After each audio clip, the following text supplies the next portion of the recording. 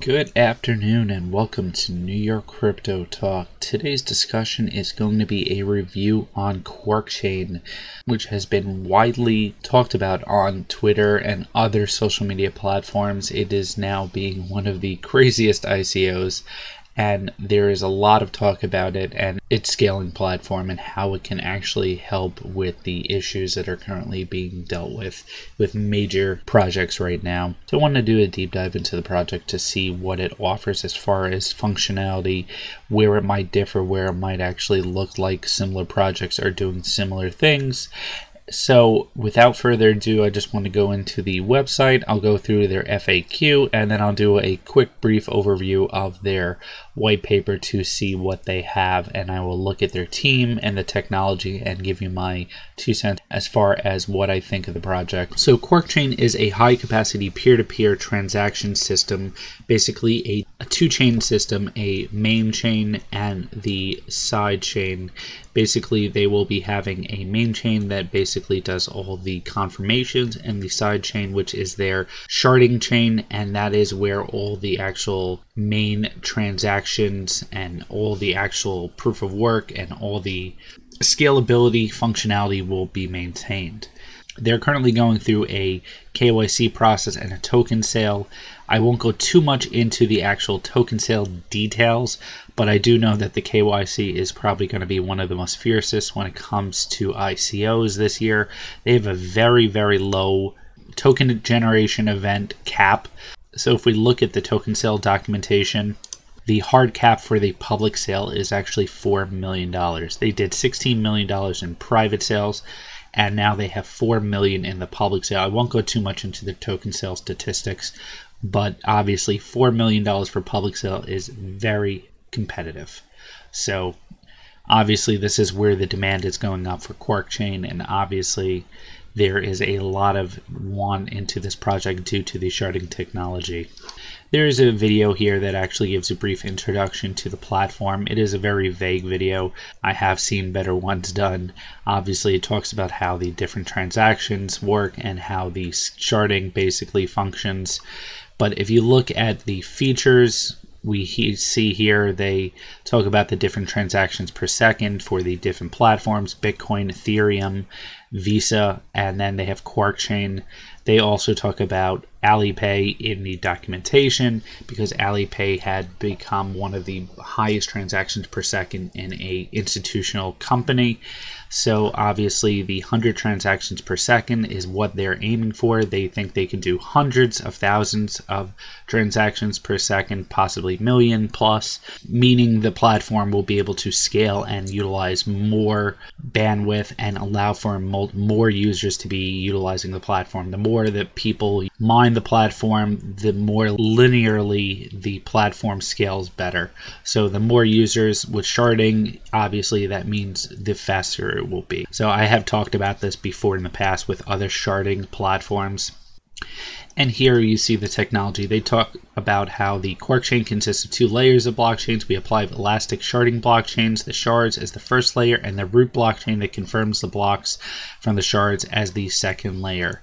It is a market-driven collaborative mining. We designed a game theoretical framework for incentives where hash powers are incentivized to distribute evenly among shards.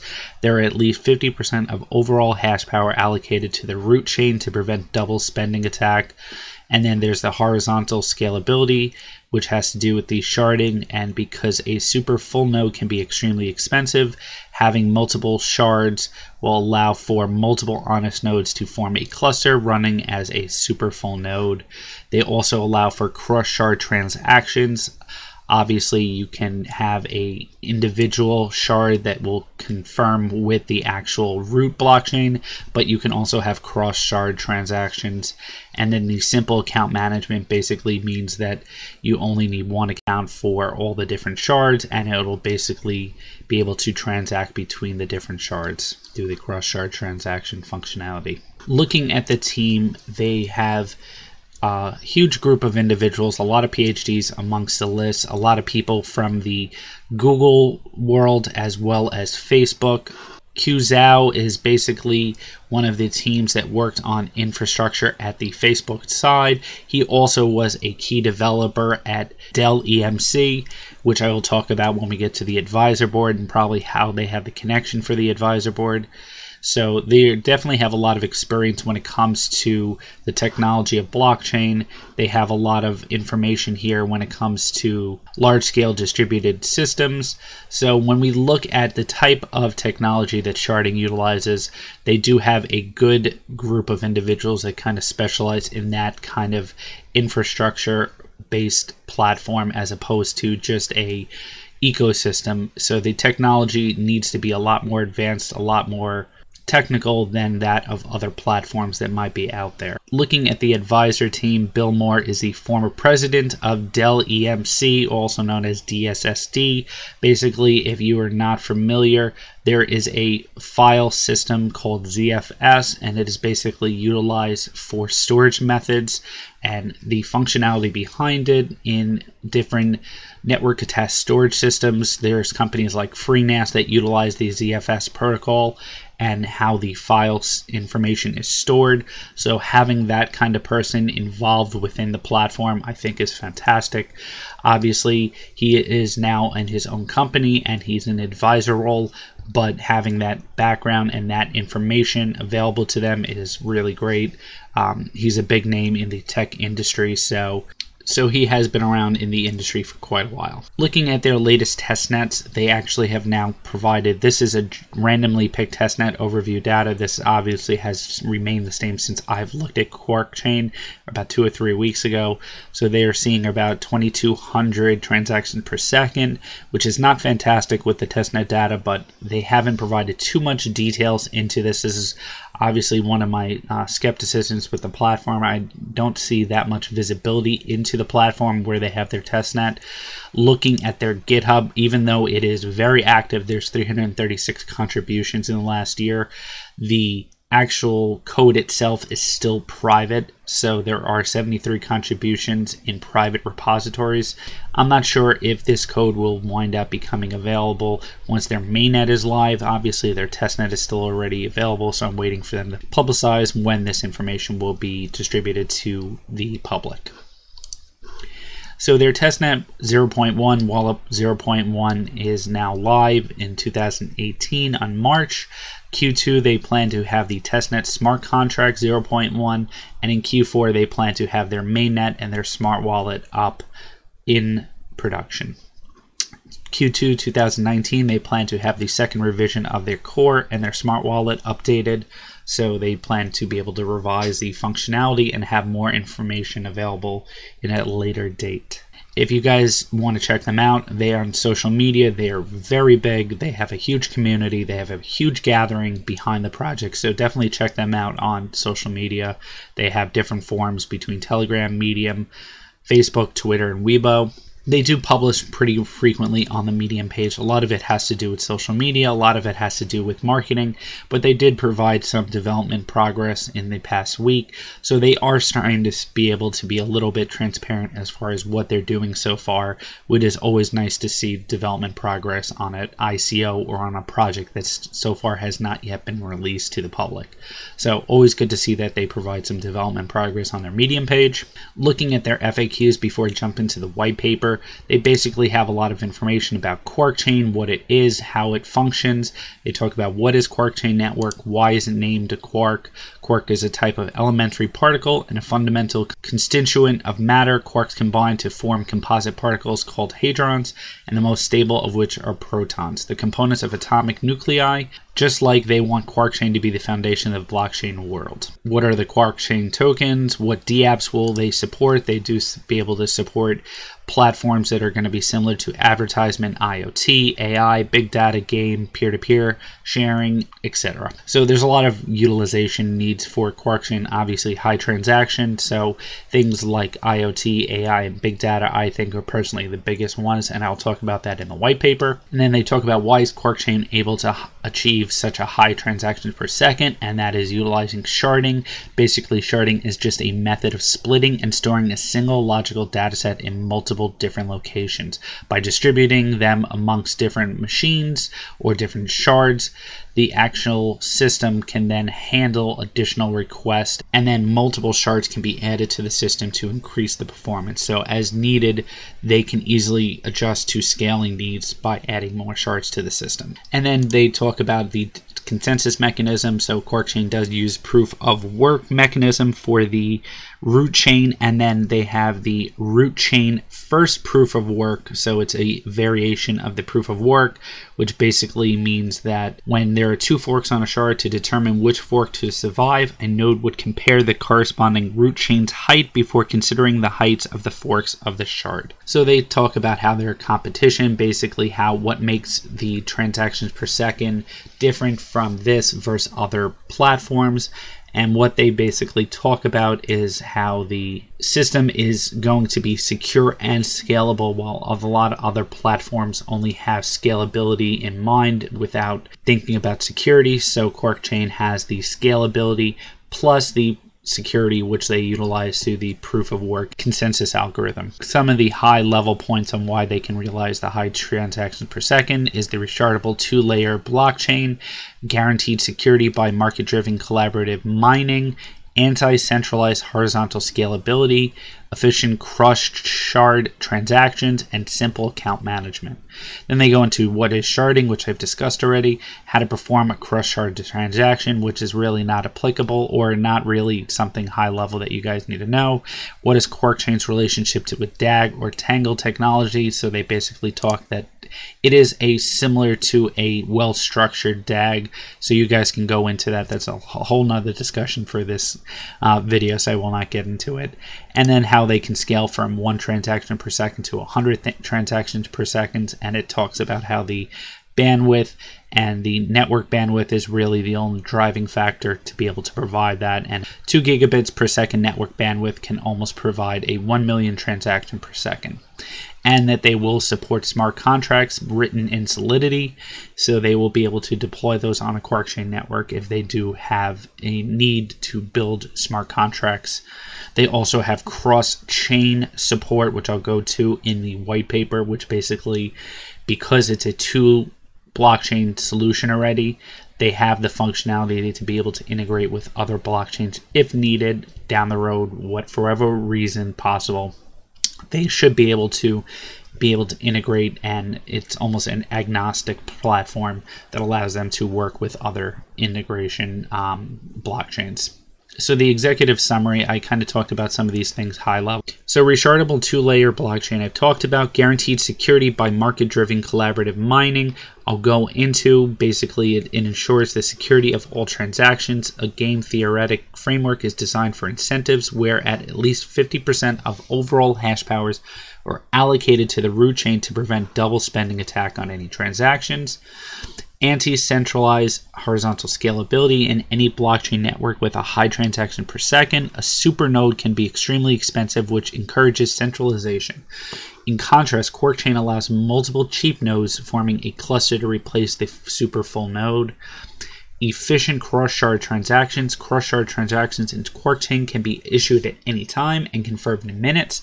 The speed of cross-shard transactions increases linearly as the number of shards increases. More shards increase, the faster this system will be. It's not exponential, it's linear. Simple account management. There's only 1 account needed for the entire blockchain. All cryptocurrencies from different shards are stored in one smart wallet, and they offer a Turing-complete smart contract platform, which has been adopted from the Ethereum virtual machine to allow for easy migration of existing Ethereum virtual machine decentralized apps into the QuarkChain platform. So anything that was built and based off of a Solidity Ethereum app, they can build with QuarkChain.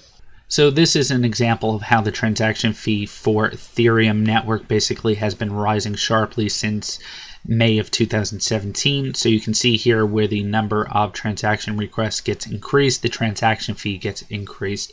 Obviously, we have seen the issue with CryptoKitties where the network bandwidth has been extremely bloated and the system has just not functioned whatsoever. So this is kind of one of the hoops that they want to be able to jump through to be able to fix this issue. A good visual representation of the dual blockchain technology on the root chain and how the shards work. So here you can see how the root chain basically will process a subset of all the transactions from the shards, and then they'll be able to confirm those blocks on the root chain from the different shards that are then included on the sharding layer.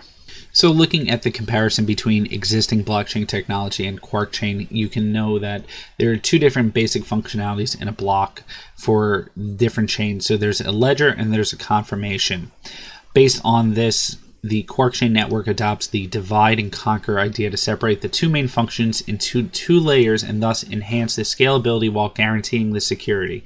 So utilizing the QuarkChain network, which has a elastic sharding blockchain layer, which contains a list of minor blockchains, which are the shards. Each shard processes a subset of all the transactions independently. Therefore, as the number of shards increase, shards can process more transactions concurrently.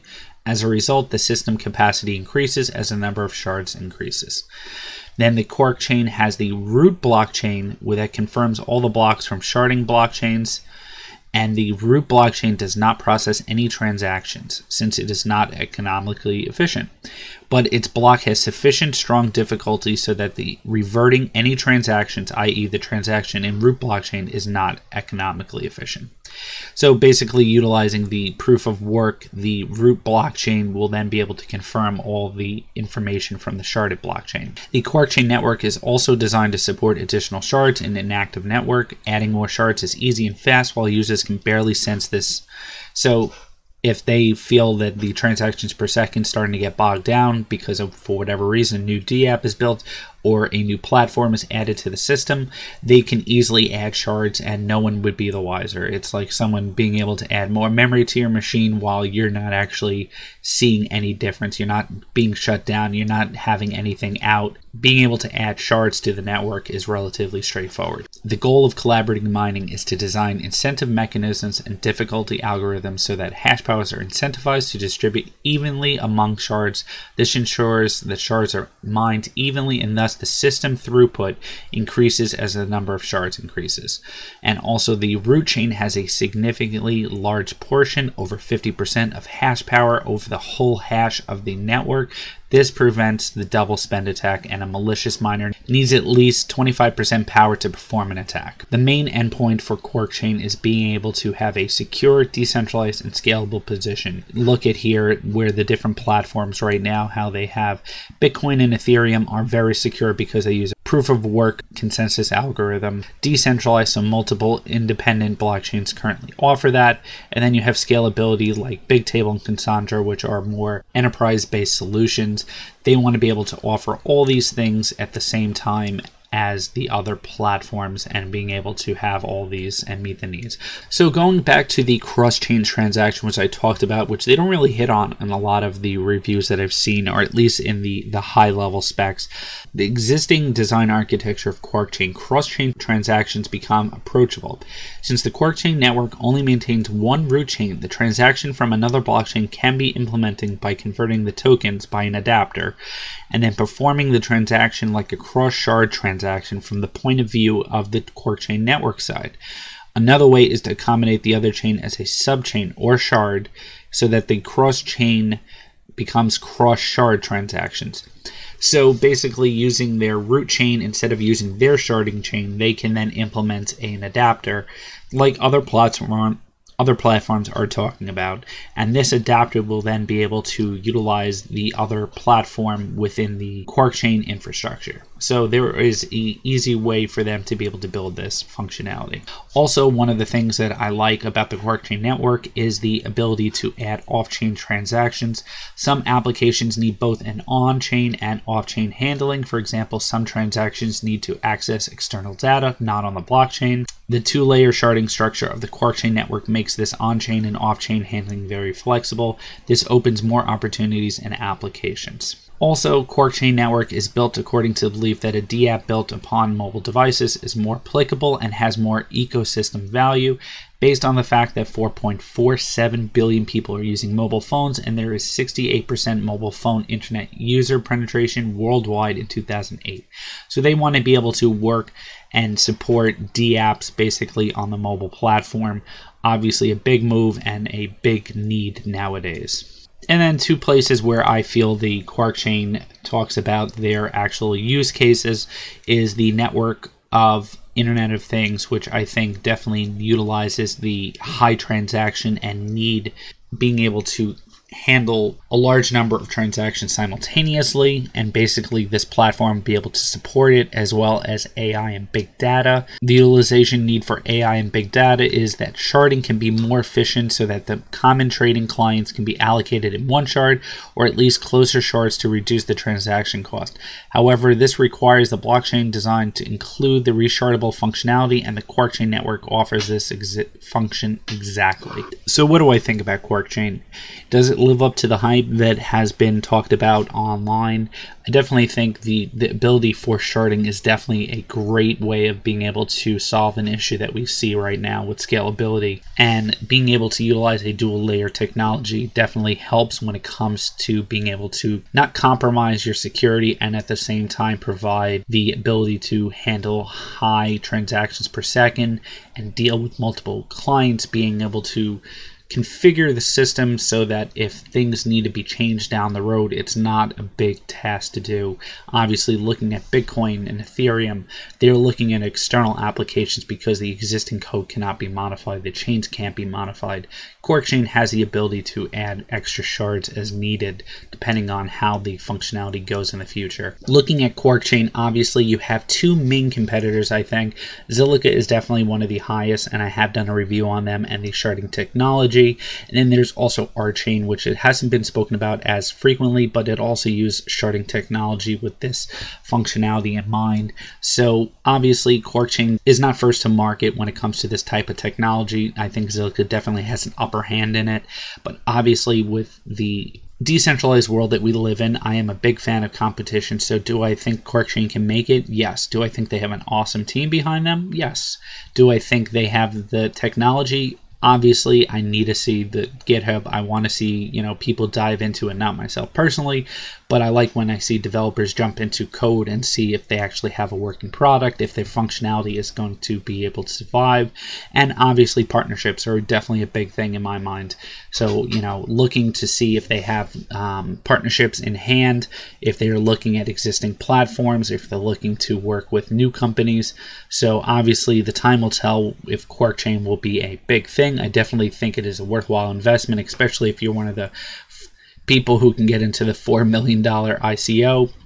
It is a great deal in my personal opinion if you can get through the KYC process, so more power to you. If you got into it, congratulations. I will definitely be following QuarkChain. I do think it is a viable platform. I do think sharding is definitely one of the main technologies that will definitely push us through in the future and allow us to move blockchain into the real world. So I hope you like this. Please like, subscribe, hit the bell notification to get notified about new videos. Please leave me a comment. Let me know what you guys think about QuarkChain.